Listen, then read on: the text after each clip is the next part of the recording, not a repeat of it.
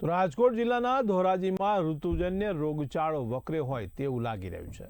તો ધોરાજી સિવિલ હોસ્પિટલમાં દર્દીઓની સંખ્યામાં વધારો જોવા મળ્યો છે, જે એક ચિંતાનો વિષય છે।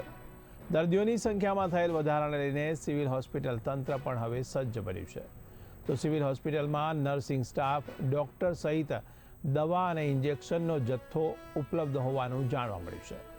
ધોરાજી સિવિલ હોસ્પિટલમાં દરરોજ 600 જેટલા દર્દીઓની ઓપીડી હોય છે, ત્યારે સિવિલ હોસ્પિટલમાં દરરોજ 200થી વધુ દર્દીઓના બ્લડ રિપોર્ટનું લેબોરેટરીમાં ટેસ્ટ પણ કરવામાં આવતું હોય છે।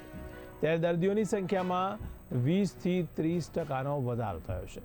તો તાવ, શરદી અને ઉધરસના દર્દીઓમાં વધારો થયો છે।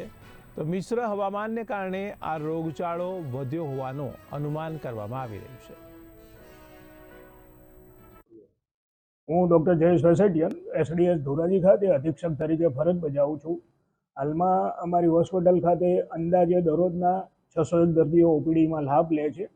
મુખ્યત્વે અત્યારે ઋતુજન્ય રોગો કહીએ તો અપર રેસ્પિરેટરી ટ્રેક ઇન્ફેક્શન, શ્વસન તંત્રના રોગો, એમાં લગભગ 20% જેટલા દર્દીઓ હોય છે। અને તમામ દર્દીઓ અમારી હોસ્પિટલ ખાતે ફિઝિશિયન વર્ગ 1 પણ ઉપલબ્ધ છે। અંદાજે અમારે જોઈએ છે ગુજરાતમાં વધારેમાં વધારે ઓપીડી અમારી હોસ્પિટલની હોય। બહારપુરા વણકરવાસમાં રહું છું।